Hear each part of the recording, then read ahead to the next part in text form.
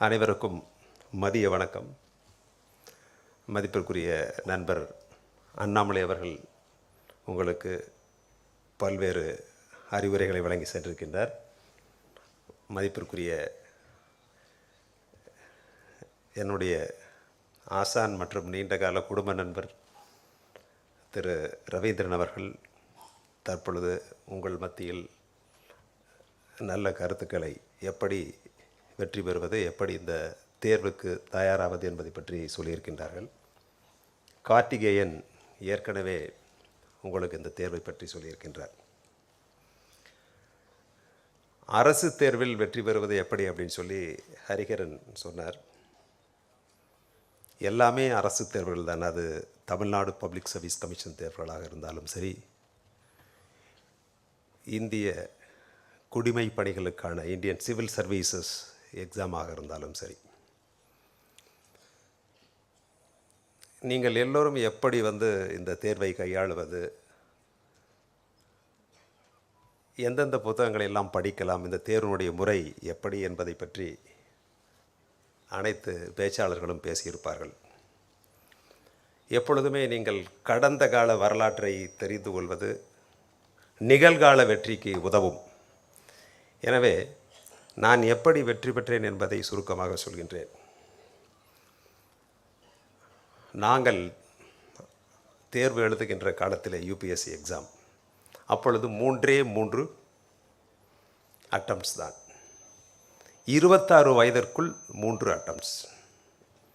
அப்பொழுது OC and SC ST, there is no OBC category. இந்த OBC என்ற category 1995ஆம் ஆண்டு வந்தது.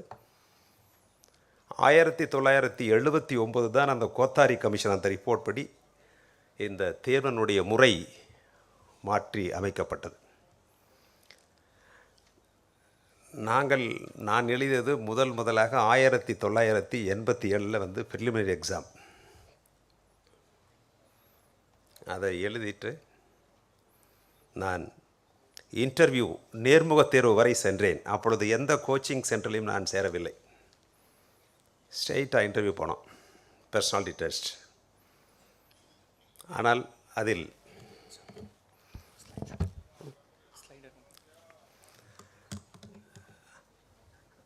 நேர்முக தேர்வுக்கு சென்றேன். அதுதான் என்னுடைய முதல் மற்றும் இறுதி அட்டம்ப்ட்.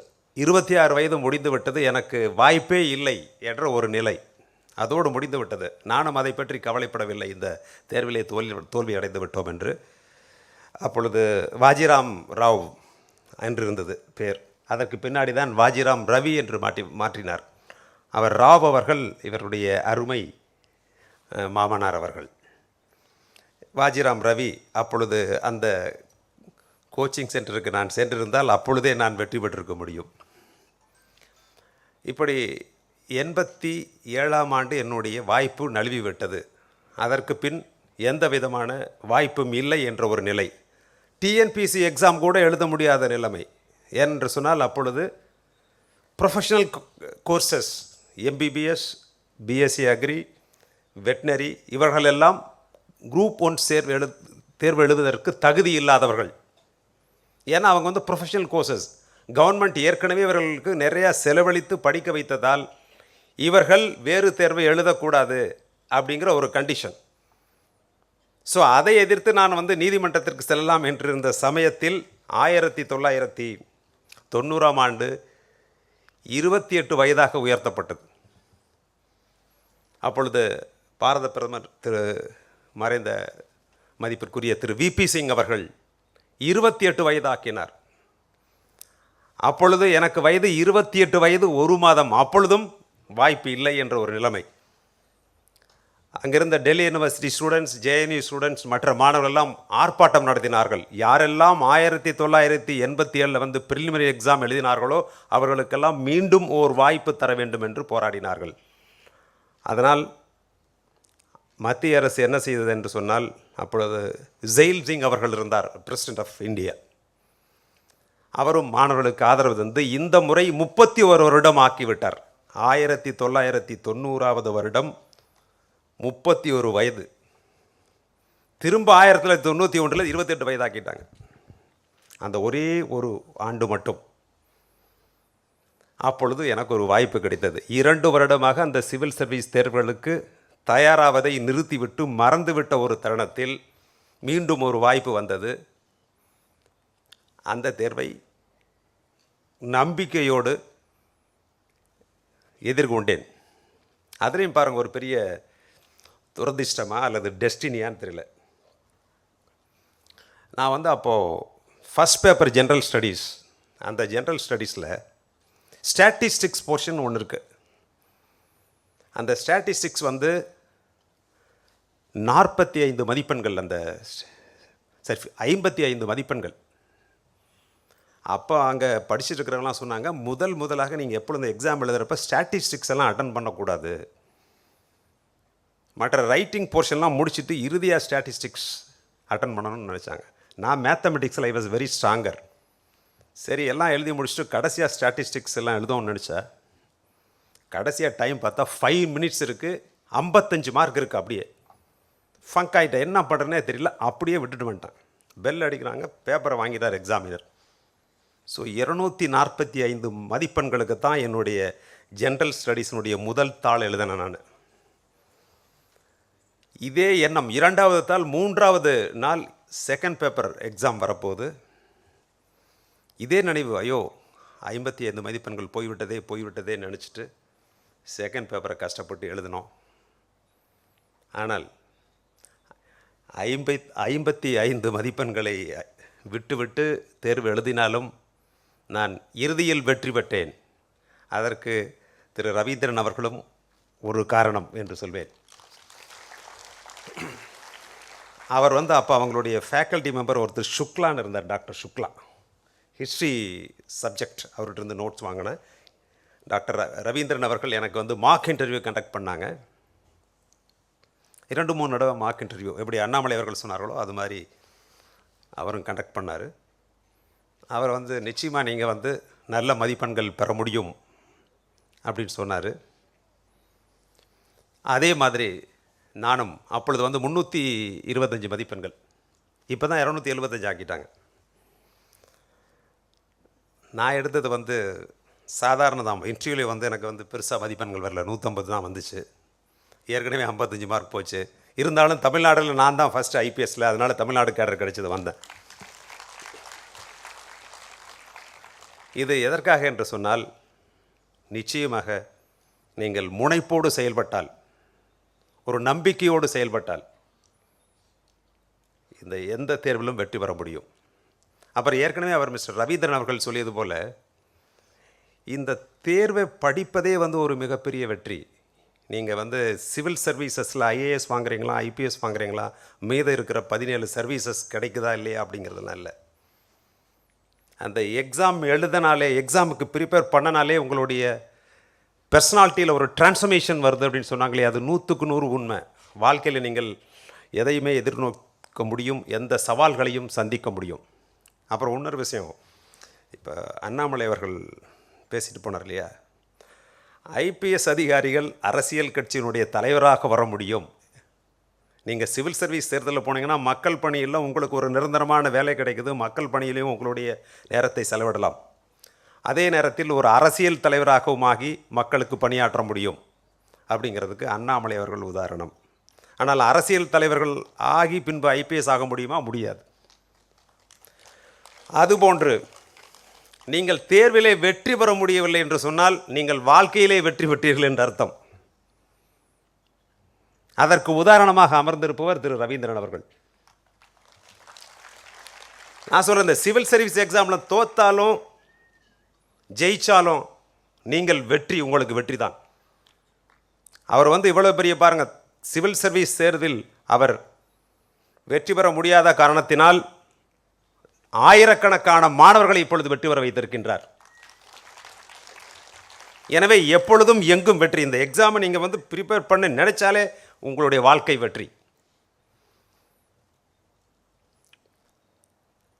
அதனால் முதல்ல இந்த எக்ஸாமில் நம்ம வந்து ஜெயிக்க முடியாது, வெற்றி பெற முடியாது அப்படின்னு நினைக்கக்கூடாது. நம்பிக்கை. இப்போ அதே மாதிரி நிறைய விஷயங்கள் சொல்லியிருப்பாங்க, எப்படி இப்போல்லாம் பேட்டர்ன் மாறிச்சுன்னு. வந்து ப்ரிலிமினரி எக்ஸாம் நாங்கள்லாம் எழுதுகிறப்ப ஆப்ஷனல் சப்ஜெக்ட் இருக்கும், அடுத்து ஜென்ரல் ஸ்டடீஸ் 2 பேப்பர் இருந்துச்சு. இப்போவும் 2 பேப்பர் வச்சுருக்காங்க, ஜென்ரல் ஸ்டடீஸ், சிசேட். இதில் CSAT is very very important. சிசேட்டில் 33% வாங்கினீங்கன்னா தான் இந்த ஜென்ரல் ஸ்டடீஸ் பேப்பரே திருத்துவாங்க. அதே மாதிரி மொத்தம் 9 சப்ஜெக்ட்ஸ் இருக்குது இதில் மெயின்ஸில். அந்த 9 சப்ஜெக்ட்ஸில் 2 சப்ஜெக்டில் நீங்கள் பாஸ் பண்ணிங்கன்னா தான் மற்ற 7 சப்ஜெக்ட்ஸே திருத்துவாங்க. அந்த 2 சப்ஜெக்ட் பாஸ் பண்ணுறது ரொம்ப ரொம்ப ஈஸி, சுலபம். +2 ஸ்டாண்டர்டில் இருந்தால் போதும். ஒன்று இங்கிலீஷ், அடுத்து ரீஜனல் லாங்குவேஜ். மொத்தம் நீங்கள் 48 சப்ஜெக்ட்ஸில் வந்து நீங்கள் தேர்வு எழுதலாம். மொத்தம் இந்தியாவில் 1லிருந்து 48 வரையில் உங்களுக்கு ஆப்ஷன் இருக்குது. ஏதாவது ஒரு சப்ஜெக்ட் ஆப்ஷனில் நீங்கள் தேர்ந்தெடுக்கலாம். என்ன அந்த 48 சப்ஜெக்ட் அப்படிங்கிறது உங்கள் எல்லாத்துக்குமே அவர் சொல்லியிருப்பாங்க, தெரிஞ்சிருக்கும். 25 சப்ஜெக்ட்ஸ் நம்ம ஜென்ரலாக படிக்கிறது. அடுத்து நம்முடைய கான்ஸ்டிடியூஷனில் 8th ஷெட்யூல் இருக்கிற 22 லாங்குவேஜஸ் ப்ளஸ் இங்கிலீஷ் லிட்ரேச்சர், அது 23, இந்த 25, 48. மொத்தம் 19 சர்வீசஸ். ப்ரிலிமினரி எக்ஸாம் வந்து common for IAS, IPS, IFS. ஐஎஃப்எஸ்னால் Indian forest service. Foreign service வந்து சிவில் சர்வீஸில் வருது. மெயின் எக்ஸாம் மட்டும் ஃபாரஸ்ட் சர்வீஸ் தனியாக எழுதுவாங்க. அப்புறம் இன்னொரு சின்ன ரூல் இருக்குது. Golden key of civil services or golden key of success in civil service என்ன தெரியுமா? Simple. Essay, ethics and generals, optional. Essay, ethics and optional subject. இந்த 3 சப்ஜெக்ட்லேயும் நீங்கள் ஸ்ட்ராங்காக இருந்தீங்கன்னா போதும், அவ்வளோதான், வெற்றி பெறலாம். மொத்தம் எவ்வளோ இருக்குது? 2025 மார்க்கு. மொத்தம் 2025 மார்க்கில் நீங்கள் வந்து 900 எடுத்துட்டிங்கன்னா நீங்கள் ஆல் இண்டியா ரேங்க் ஹோல்டர். 50% எடுத்திங்கன்னா நீங்கள் அவ்வளோதான், சூப்பர் டாப்பர். என்ன சார்? 50%. யூனிவர்சிட்டி எக்ஸாம் மாதிரி நீங்கள் வந்து கதையாக எழுத முடியாது. பேப்பரில் ஏதாவது ஃபில்லப் பண்ணி இவ்வளோ பெரிய பேப்பர் இருக்க முடியாது. வேர்ட்ஸ் 100 வேர்ட்ஸ்னால் 100 வேர்ட்ஸ், வார்த்தைகள். அது அப்பவும் சொல்லியிருப்பார் அவர். அப்போ கேட்போம், நான் அப்போவே கேட்போம், 1990லேயே கேட்டோம். அவன் 100 வார்த்தைனா நீங்கள் 105 வார்த்தைக்கு மேலே எழுதக்கூடாது, அடுத்து மைனஸ் பண்ணிட்டு போயிடுவாங்க. கமெண்ட் அப்படின்னா என்ன கமெண்ட், அப்படி டிஸ்கஸ்னா எப்படி எழுதுறது, எலிசிடேட் அப்படின்னா எப்படி எழுதுறது, எக்ஸ்பிளைன்னா என்ன எழுதுறது, இதெல்லாம் தெரியணும். அவங்க சொன்ன மாதிரி நியூஸ் பேப்பர் ரீடிங், நியூஸ் பேப்பரை வந்து stop reading and start studying அப்படின்னு சொன்னால், yes, you have to start studying the newspaper with analysis, analytical skill. You have to analyse the news. சும்மா பேப்பரை படிச்சுட்டு போகிறதில்ல, அனலைஸ் பண்ணணும். என்ன world affairs, what is Ukraine Russia, what is happening, நேட்டோவோட role என்ன, டொனால்ட் ட்ரம்ப் வந்தோடனே அதனோட இம்ப்ளிகேஷன் என்ன நடக்க போகுது, வாட் இஸ் இம்ப்ளிகேஷன், இப்போ வந்து fall of Bashar al Assad, what is implication in Ukraine war, why it failed. You have to analyse, you have to ask questions. அப்போ தான் வந்து எதையுமே நீங்கள் சரியான கோணத்தில் அணுக முடியும். ஒன்று வந்து அனாலிசிஸ், அனலைஸ் பண்ணுங்கள். அடுத்து வந்து லாஜிக்கலாக போகணும், அவ்வளோதான். அனலைஸ் பண்ணிவிட்டு ஸ்டெப் பை ஸ்டெப்பாக கிராஜுவலாக 1 2 3 4 லாஜிக்கல் கன்க்ளூஷன். இது பர்சனாலிட்டி டெஸ்ட்டாக இருந்தாலும் சரி, ரிட்டன் எக்ஸாமாக இருந்தாலும் சரி, இதுதான் நீங்கள் ஃபாலோ பண்ணணும். இப்போல்லாம் உங்களுக்கு அட்டம்ப்ட்ஸ் இருக்குது 6, 9 அன்லிமிட்டட் அட்டம்ப்ட்ஸ். 6 வந்து ஜென்ரல் கேட்டகரி, 9 வந்து OBC, SC ST unlimited attempts up to the age of 37 நினைக்கிறேன். ஆனால் அண்ணாமலை அவர்கள் சொன்னது போல் நீங்கள் லேட்டாக எழுத மெச்சூரிட்டி வந்துடும். இவங்க சொன்னாங்க, I think the girl was asking a question, சரி நாங்கள் 5 வருஷம் ப்ரிப்பேர் பண்ணுறோம், இது வந்து என்ன நாட்டுக்கு இதனால் எந்த இது நாங்கள் வந்து கான்ட்ரிபியூட் பண்ண முடியலன்ட்டு. நீங்கள் you are empowering your self by imbibing knowledge, that it self the human resource development. அப்போ என்ன ஆகுது, உங்களுக்கு ஜிடிபி மாதிரி ஹியூமன் ரிசோர்ஸஸ் டெவலப் ஆகிறப்போ ஒரு country is developing. So don't think that it is waste the preparation, but it is better. நீங்கள் யூபிஎஸ்சியில் போனீங்கன்னா கொஸ்டின் கேட்குறப்போ what you are doing, what you have been doing for the last 3 years அப்படின்னு கேட்பாங்க. நீங்கள் 4வது அட்டம்ப்ட் 5வது அட்டம்ப்ட்லாம், அதுக்கு யூஸ் பி ப்ரிப்பேர்ட். ஆனால் இந்த பர்சனாலிட்டி டெஸ்ட்னு வர்றப்போ 3 விஷயம் இருக்குது. அது சின்ன விஷயம், அது இங்கிலீஷில் சொல்லுவாங்க கவுட்டவ் அப்படின்னு சொல்லுவாங்க. கவுட்டவ், வேஃப்லிங், ஃபிட்ஜெட் அப்படின்னு சொல்லுவாங்க. கவுட்டவ், வேஃப்லிங், ஃபிட்ஜெட்டிங் அப்படிங்கிற 3 விஷயம் இருக்குங்க. இந்த கவு டவ் அப்படிங்கிறது என்னதுமா, கவு டவ் அப்படின்னா அங்கே போய் உட்காந்துட்டு போர்டில் ரொம்ப சப்சர்வியண்ட்டாக இருக்கிறது, அடிமை மாதிரி அங்கே போய் உட்காந்துட்டு இந்த நுனியில் போகிறது பெஞ்சில் உட்காந்துட்டு சார் சார் அப்படின்னு சொல்லிட்டு இருக்கிறது, அது வந்து கவு டவ் ஆட்டிடியூட். வேஃப்லிங் அப்படின்னா சூப்பர்ஃபிஷியல் ஆன்சர், தமிழில் சொன்னால் அந்த நுனிப்புல் மேயறது. Can you talk about Gandhiji அப்படின்னு கேட்டால், Gandhiji was born in Porbandar, he has studied there and he married so and so அப்படின்னு சொல்லிட்டு இருக்கிறது தான் என்னது வேஃப்லிங். வேஃப்லிங்னா you have to go in depth, என்ன முக்கியமான பாயிண்ட்டோ அதை சொல்லணும், அனலிட்டிக்கலாக சொல்லணும். அடுத்து வந்து ஃபிட்ஜெட்டிங் அப்படின்னு சொன்னால் அங்கே போய் உட்காந்துட்டு இந்த கையில் நெட்டை எடுக்கிறது, இப்படி இது பண்ணுறது, தலையை சொரியறது, அந்த மாதிரி பாடி லாங்குவேஜ் ஒரு மாதிரி அதுலேயே வந்து ஒரு கான்ஃபிடென்ஸ் இல்லாத மாதிரி இருக்குது. இந்த விஷயங்களை வந்து தவிர்த்துட்டாலே அங்கே உட்கார்றப்போ உங்களுடைய பாடி லாங்குவேஜ் இதெல்லாம் பார்த்துட்டு ஒரு கான்ஃபிடென்ஸோடு வந்திருக்கிறார் இந்த கேண்டிடேட் அப்படின்னா அவங்களுக்கு ஒரு impression. The first impression is the best impression. அங்கே போயிட்டு உங்களுடைய புலமையெல்லாம் வெளிப்படுத்த வேண்டிய அவசியம் இல்லை. பை நேச்சுரல், அதான் சொன்னார்லே அண்ணாமலை அவர்கள் சொன்னது போல், டோன்ட் சேஞ்ச் யுவர் ஒரிஜினாலிட்டி. உங்களுடைய அந்த ஒரிஜினாலிட்டியை லாஜிக்கலாக ப்ராப்பர் ஃபார்மில் சாப்பிடுங்க. இப்போ சாப்பாடு சாப்பிட்றோன்னா ஃபஸ்ட்டு சாம்பார், பொரியல், ரசம், தயிர், அதை வந்து தயிர் தென் ரசம், சாம்பார் அப்படி நம்ம சாப்பிட்றதில்ல. அது மாதிரி ஒரு லாஜிக்கலாக அனலைஸ் பண்ணி நீங்கள் செஞ்சீங்கன்னு சொன்னால் வெற்றி பெற முடியும். அது பிஎஸ்சி அப்படி கம்பேர் பண்ணுறப்ப, யூபிஎஸ்சியை கம்பேர் பண்ணுறப்ப டிஎன்பிஎஸ்சி இஸ் நத்திங். சிலபஸ் அதே மாதிரி தான் இருக்கும். அதை பார்த்து யூபிஎஸ்சி தான் வந்து மதர் ஆஃப் எவ்ரி திங் எல்லா எக்ஸாமுக்கும். அதே போல் யூபிஎஸ்சியில் வந்து இன்னொன்று சொல்கிறேன், உங்களுக்கு டவுட் சார், ரவீந்திரன் சாருக்கு தெரிஞ்சிருக்கலாம். இப்போல்லாம் பேட்டர்னை மாற்றிட்டாங்க. நாங்கள் எழுதினப்போ, எக்ஸாம் எழுதினப்போ ஒரு முழுசாக இப்போ என்னோடய ஜென்ரல் ஸ்டடீஸ் பேப்பர்னா ஒரு எக்ஸாமினரை கொடுத்து அவர் திருத்துவார். இப்போ அந்த பயாஸை எலிமினேட் பண்ணுறதுக்காக இப்போ என்னென்னா, இப்போ ஒரு 14,500 பேர் லாஸ்ட் இயர் செலக்ட் ஆனாங்க. எதில் ப்ரிலிமினரி எழுதுனாங்க. மொத்தம் வந்து 14 லட்சம் பேர் எழுதுனாங்க. 14 லட்சம் பேர் வந்து அப்ளை பண்ணாங்க. அதில் எழுதுனது வந்து எக்ஸாம் எழுதுனது ப்ரிலிமினரி 7 லட்சம் பேர். அந்த 7 லட்சம் பேரில் 14,500 பேர் வந்து மெயின் எக்ஸாம் எழுதுனாங்க. இப்போ 14,500 பேரில் இப்போ கிட்டத்தட்ட ஒரு 2,200 பேர் செலக்ட் ஆகிருக்காங்க இந்த வருஷம். அதில் தமிழ்நாட்டிலேருந்து கிட்டத்தட்ட 140 பேர் செலக்ட் ஆகிருக்கிறாங்க. இந்த 140 பேரில் ஒரு 40 பேர் செலக்ட் ஆவாங்க தமிழ்நாட்டில். இந்த 40 பேரில் ஒரு 4 பேர் ஐஏஎஸ், ஒரு 4 பேர் ஐபிஎஸ் வருவாங்க. இதுதான் நிலைமை. இது தான் அண்ணாமலை அவர்கள் சொன்னார், ஏன் தமிழ்நாட்டில் குறைஞ்சிட்டு வருதுன்னு. அதற்கு காரணத்தை அவர் ரவீந்திரன் சார் சொன்னார். இது மாதிரி அந்த ப்ரீடெசஸர்ஸ் எல்லாம் செஞ்ச தப்பை செய்யாதீங்க, ஆப்ஷனல் சப்ஜெக்ட் அப்படின்னு சொன்னார். அதை வச்சுக்கோங்க. நான் என்ன நினைக்கிறேன்னா, வேற ஒரு கோணத்தில் நினைக்கிறேன். ஒருவேளை தமிழ்நாட்டில் இருக்கிற மக்கள் எல்லாம் இந்த சிவில் சர்வீஸில் சாம் இல்லையோ அப்படின்னு நினச்சிட்டு வேறு வேலையை தேடி போகிறாங்களோ அப்படின்னு நினைக்கிறேன் நான்.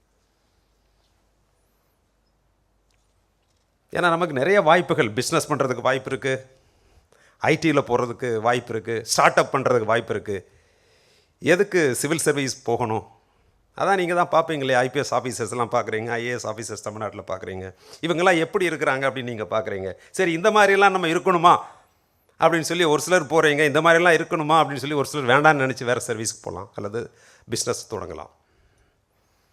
தமிழ்நாட்டில் வந்து நிச்சயமாக மற்ற மாநிலங்களை ஒப்பிடுகையில் you are all talented people, very talented, knowledgeable.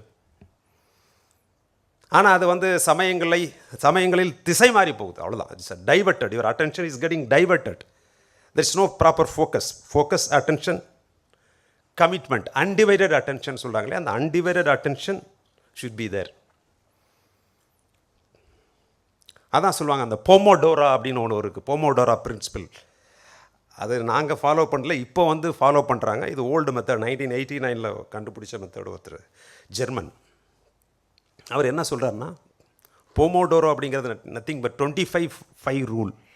25 minutes வந்து without any deviation, disturbance, you read something, study something, then take 5 minutes rest, again start the another cycle Pomodoro 25 minutes, again 5 minutes. So 4 போமோடோரா, 5-5-5, then last Pomodoro, fourth, take 25 minutes rest. Like that, every day you have to have minimum 25 Pomodoro. Then you will be successful without stress and strain on studies. ஒரு subject எடுக்கணும் போர் அடிக்காது. கரெக்டாக 25 நிமிஷம். அப்படி அந்த 25 நிமிஷத்தில் ஒரு சப்ஜெக்டை முடிக்க முடியலன்னா அதை வந்து 2 போமோடோரா சைக்கிளாக வச்சுக்கலாம், 50 minutes. அதுக்கு மேலே வந்து அட்டென்ஷன் டைவர்ட் ஆகி போயிடும், கான்சன்ட்ரேட் பண்ண முடியாது. இந்த மாதிரி இதெல்லாம் ஃபாலோ பண்ணணும். அடுத்து வந்து ப்ராப்பர் எக்ஸசைஸ் அப்படின்னு சொன்னால் ஒரு 40 minutes எவ்ரிடே வாக்கிங் போங்க, ஜிம் போகிறதுனா போங்க, யோகா பண்ணலாம். Two meditation for 5 to 10 minutes so that whatever you studied will get consolidated in your brain, in your subconscious mind. தெரியாத மாதிரி இருக்கும், எக்ஸாமில் போய் வந்த உடனே எழுத ஆரம்பிச்சிருவீங்க, பதில் வந்துடும்.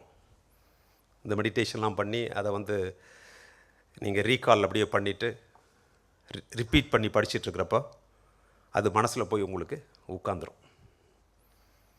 இதை நீங்கள் செய்யணும். அதே மாதிரி இப்போ கோச்சிங் இன்ஸ்டிடியூட்டை வந்து வேணுமா வேண்டாமான்னு கேட்குறீங்க. இந்த நிகழ்ச்சியை வந்து தினமலரில் வந்து லக்ஷ்மிபதி, அவர் மிஸ்டர் சீனிவாசன் இவர்கள்லாம் வந்து சேர்ந்து மாணவர்களுக்கு பயன்படும் விதத்தில் வாஜிராம் அண்ட் ரவி அவர்களுடைய அந்த ஐஏஎஸ் கோச்சிங் சென்டர் மூலமாக நடத்திட்டுருக்காங்க. நிச்சயமாக வந்து கோச்சிங் சென்டர் அப்படிங்கிறது வந்து ஒரு கைடன்ஸ். இப்போ நீங்களே கூகுள் மேப்பை போட்டுட்டு கூட போகலாம், அது சம்டைம்ஸ் எங்கேயாவது குழியில் கொண்டு போய் தள்ளிடும். இந்த மாதிரி கோச்சிங் சென்டர் மூலமாக போனீங்கன்னா உங்களுக்கு ஒரு ப்ராப்பராக கைடன்ஸ், ஒரு ஷேப் பண்ணுவாங்க இந்த மாதிரி அப்படின்ட்டு. உங்களுக்கே தெரியும் எந்த ஸ்டேஜில் போகலாம். ஒரு சிலர் நீங்கள் ப்ரிலிமினரிக்கு போய் ஜாயின் பண்ணலாம், ஒரு சிலர் மெயின்ஸுக்கு போய் ஜாயின் பண்ணிக்கலாம், அல்லது ப்ரிலிமினரி மெயின்ஸ் ரெண்டுமே வீட்லேயே உட்காந்து பண்ணிவிட்டு பர்சனாலிட்டி டெஸ்ட்டுக்கு போய் கைடன்ஸ் கேட்கலாம். நிச்சயமாக போய் ஒரு இடையாவது போய் ஒரு எனி கோச்சிங் சென்டர், உங்களுக்கு பிடிச்ச கோச்சிங் சென்டரில் எங்கே நல்லா டீச் பண்ணுறாங்க, எங்கே உங்களுக்கு நீங்கள் ஃபீல் பண்ணுறீங்க, உங்கள் கெமிஸ்ட்ரி உங்களுடைய வேவ் லென்த் அந்த கோச்சிங் சென்டர் ஒத்து போகுது, அங்கே போய் ஒரு கோச்சிங் எடுத்துகிட்டு அப்புறம் நீங்கள் ப்ரிப்பேர் பண்ணலாம். இது சுலபமான வழி. அதே மாதிரி இந்த மெட்டீரியல்ஸ் எல்லாம் இப்போ வந்து நாங்கள் படிக்கிறப்ப ஜவஹர் புக் டிப்போன்னு இருக்கும், அங்கே போய் புக்ஸ் வாங்கிட்டு வருவோம். அவர் ஹிஸ்ட்ரிக்கு வந்து சுக்லா எழுதி இவ்வளோ பெரிய நோட்ஸ் கிடக்கும், அதை எடுத்து வந்து படிப்போம். இப்போல்லாம் வந்து மெட்டீரியல்ஸ் எல்லாமே பரவி கிடக்குது. அதனால் ஒரே சப்ஜெக்ட்டுக்கு ஒரு 50 மெட்டீரியல்ஸ் வாங்கி வச்சு படிச்சிங்கன்னா முடியவே முடியாது. லிமிட்டட் ஸ்டடி மெட்டீரியல்ஸ் ரொம்ப ரொம்ப முக்கியம். கண்டதெல்லாம் படிக்கவே கூடாது. எடுத்துகிட்டு ஃபுல்லாக நெட்டில் ப்ரௌஸ் பண்ணுறது, அதே சப்ஜெக்டை இன்னொரு டெக்ஸ்ட் புக்கை பார்க்குறது, இந்த கோச்சிங் சென்டர் புக்கை பார்க்குறது, அந்த கோச்சிங் சென்டர் பார்க்குறது, நோ. அவங்க சொன்ன மாதிரி இப்போ பேசிக்காக வந்து இன்ஃபார்மல் கோச்சிங்கில் ஸ்டார்ட் பண்ணுங்கள். இப்போ நீங்கள்லாம் டிகிரி முடிச்சுட்டு பிஜி பண்ணுற மாதிரி இருந்துச்சுன்னா informal preparation, then formal preparation. அப்போ தான் வந்து you have to go to coaching centre.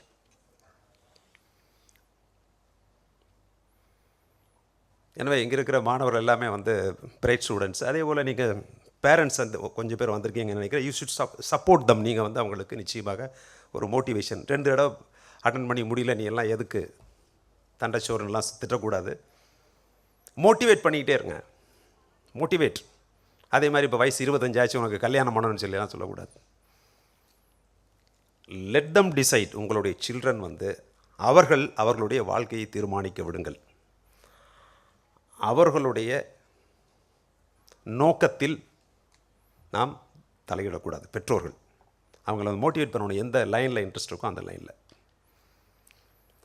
அதனால் ஏற்கனவே நான் சொன்ன மாதிரி உங்களுடைய இலக்கு என்ன அப்படிங்கிறது, ஐஏஎஸ் தேர்வு அல்லது அரசு பணி, அந்த இலக்கு, கோல், அப்ஜெக்டிவ், அதை செட் பண்ணிட்டீங்களா?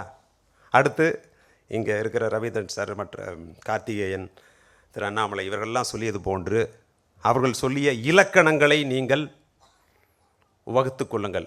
இலக்கை நிர்ணயிங்கள், இலக்கணங்களை வகுத்து கொள்ளுங்கள். உங்களுடைய வெற்றி உங்களை தேடி வரும். எனவே இங்கே இருக்கின்ற அனைத்து மாணவர்களுக்கும் என்னுடைய வாழ்த்துக்களை தெரிவித்து வாய்ப்பிற்கு நன்றி கூறி விடைபெறுகின்றேன். வணக்கம்.